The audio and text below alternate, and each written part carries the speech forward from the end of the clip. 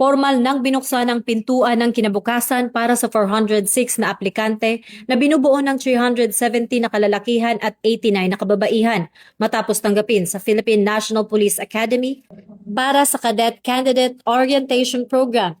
Nito lamang Martes, ika-28 ng Abril sa Camp General Mariano Castañeda. Ang mga miyembro ng Class 2030 ay sasailalim sa isang mahigpit at makabuluhang pagsasanay na idinisenyo upang hubugin ang kanilang disiplina, karakter at pisikal na kakayahan bilang paghahanda sa pagiging susunod na henerasyon ng mga tagapagtanggol ng bayan.